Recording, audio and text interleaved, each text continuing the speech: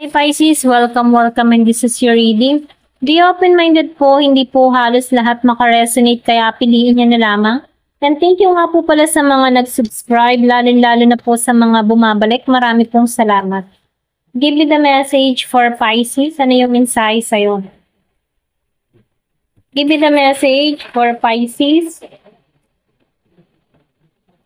Meron ditong spy. So, yung iba sa inyo, no, nakikita ko dito na meron ditong nagre-research sa'yo, okay? Pwedeng meron ka ditong tao na hinahanap ka nito, okay, nakatuon to sa'yo, or pwedeng sabihin na, kumbaga, nakasubaybay to sa mga ginagawa mo, okay? Yung iba sa inyo, divorce, or pwedeng sabihin kung kayo ay hiwalay ng asawa mo, okay, or pwedeng merong nangyari sa inyong hiwalayan. Yung iba sa inyo, nakikitaan ko dito na merong nakatingin or meron tong sinusubaybayan or pwede rin sinusubaybayan ka ng tao na to. So, move on, ano? Pwedeng naka-move on ka na dito, okay? Or pwede rin ikaw meron kang sinusubaybayan dito pero nakikitaan ko dito na unavailable tong tao na to sa'yo, okay? Kumbaga, nakikitaan ko dito na meron dito nagpasya na ba na huwag nang sayangin yung oras dito sa tao na to, okay? Ito na yung nakikita ko, no? Kasi meron dito break up na nangyari dun sa iba or yung iba naman hihiwalayan na or pwedeng sabihin na nagkanya-kanya na, no? So, nakikita ko dito na meron ditong tao na nagpasya na kailangan na tanggalan to, okay? So, meron din ditong tao na nag-i-spy, okay? Kung anong ganap niya sa buhay niya ngayon, okay? So, meron ditong nakamasid, nagmamatsyag, mga ganyan. Give it time. So, nakita ko dito, may minumungkahi sa'yo dito, no, na kung ikaw man dito ay naka-experience ng breakup at nasasaktan ka ngayon, binibigyan ka dito ng oras, ano, na lahat ng mga nangyari na ito ay mawawala, matatapos din, kumbaga, no. So, meron ditong divine timing para sa'yo, okay? Or pwede rin kung nasa healing process ka, divine timing to, okay? Kumbaga, binibigyan ka dito na hayaan na lang to na, kumbaga, no, hayaan mo na lang to na mag-flow, okay? Itong mga bagay-bagay na nangyari or sitwasyon na nangyari, kumbaga, hayaan mo na lang to at magiging maayos din ng lahat para sa'yo, okay? Give me the message, ano pa yung mensahe?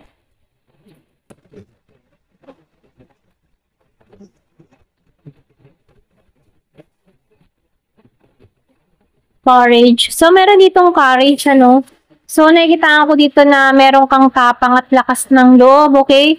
So, yung iba sa inyo, mortality, or pwede rin sabihin meron tong, or pwede rin mortal mo na tong, yung ba tipong mortal mo na tong inalisan, okay? Kung tao nito, kung ganun na lang yung pagkano, mortal mong kaaway, mortal mong, alam mo yun, yung tipong ganun, ano? Meron ka ditong inaalisan na mortal mo na talaga, na tatanggalan to, okay? So, nakikita ko dito, meron kang lakas ng loob na gawin tong mga bagay na to. Okay? Ito rin nafe-feel ko, no? So, nafe-feel ko dito na meron kang gagawin na hakbang, okay? Kumbaga, tinatanggalan mo na to. Kumbaga, bakas na lang to ng kahapon, okay? Give me the message. So, nakikita ko dito yung restore, ano? Kumbaga, tinanggalan mo to, then binabalik mo yung sarili mo, no? Kumbaga, pwedeng nagpapahinga ka dito, nililinaw mo yung kaisipan mo, okay? So, nakikita ko dito yung relaxation or pwede rin binabalik mo dito yung iyong katatagan, okay? Yung iba sa inyo, no?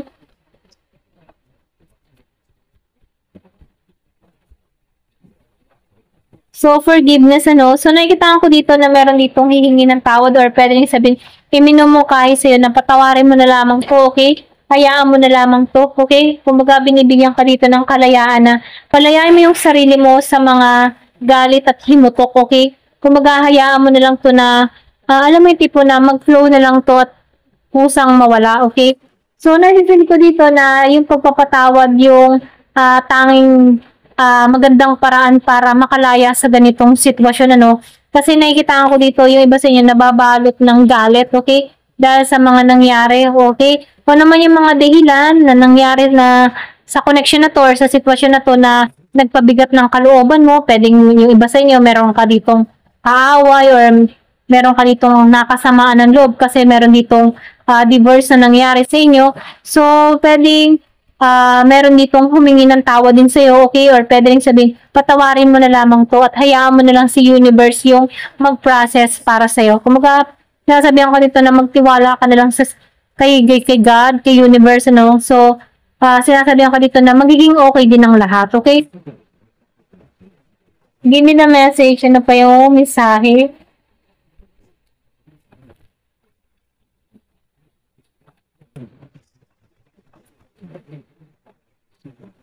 So, meron ditong healing energy. So, meron ditong healing na nangyayari. Kumbaga, binabalik mo dito yung lakas mo, tapang mo, okay?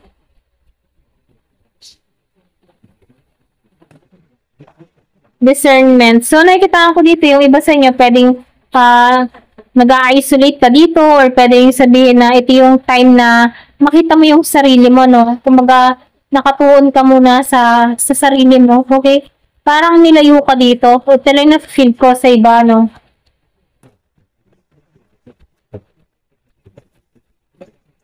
So, nakikitaan ko rin dito, new beginning, yung iba sa inyo, merong bagong simula na parating sa'yo. Transformation, happiness, yung naghihintay, and abundance. Pumalsik ko, so anger, no? So, galit ka nga, yung sinabi ko nga kanina, no? Galit ka. So, tanggalan yung galit, ano? Kumbaga, hayaan mo na lamang si universe yung kumilos sa'yo. Kumbaga, huwag mong hayaan na lamunin ka ng galit. Kasi, once na nilamon ka ng galit, mahirap makalaya sa ganyang sitwasyon, okay?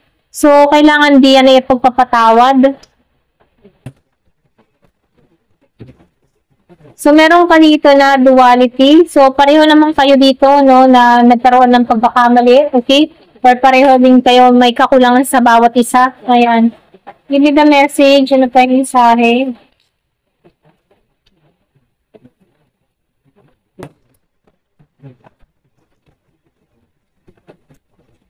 So, nakikitaan ko dito yung creation, ano? So, nakikitaan ko dito yung iba sa inyo. Maalisan mo to, okay? So, nakikitaan ko dito na kailangan mong makita yung sarili mo, okay? Kasi, kapag nagagalit ka dito, hindi mo makita muli yung sarili mo na kung paano ka nagiging malaya sa sitwasyon, ano? Kasi, nakukulong ka sa galit, hindi ka nagkakaroon ng magandang ideas or hindi ka makapag-create para sa sarili mo kasi na-stuck ka sa ganong sitwasyon dun sa galit. So, tinuturuan ka dito na ito na yung time para aralin mo yung darkness mo, no? Natanggalan to, okay? Hanapin mo yung light, okay? So, meron ditong morning dew. So, nakikitaan ko dito na yung iba sa inyo, nananahimik dito, no? Pero ganun pa man, ano, yung pananahimik mo, ito yung magbibigay sa'yo ng, yung steady lang yung iyong feelings or yung nararamdaman mo, okay? So, nakikitaan ko dito yung stable ka lang, okay? Or pwede rin sabihin yung kapayapaan mo, okay? Hanapin mo yung peace of mind mo, okay? Ito na yung mensahe. So, meron dito na Phoenix. So, nakikitaan ko dito, no, na may babalik mo muli yung katatagan mo or pwede rin sabihin na may babangon kang muli, okay? So, nakikitaan ko dito na merong paglago or pwede rin sabihin na tinuturuan ka dito na tanggalan, magkaroon ng pangunawa, okay? Kahit ikaw ay agrabyado dito, tinuturuan ka dito na tanggalan at magpatawad, okay? So, meron ditong inner power kasi meron kang katatagan, meron kang tapang, ano? So, nakikita ko dito na kung ano man yung mga dinidesire mo sa buhay mo, ay masasakatuparan mo po, no? Kasi nasa sarili mo yung pagiging matatag, no? Kumbaga, nasa inner mo, okay? Sa inner mind mo, okay? Ako dito yung katapangan mo, okay? Meron kang fighting spirit na kung saan, ano, ito yung nagtutulak sa'yo para masakatuparan lahat ng iyong mga pangarap, okay? Kasi siya lang ako, meron kayong narinig na ingay kasi ang lakas ng ulan. Give me the message, ano pa yung mensahe?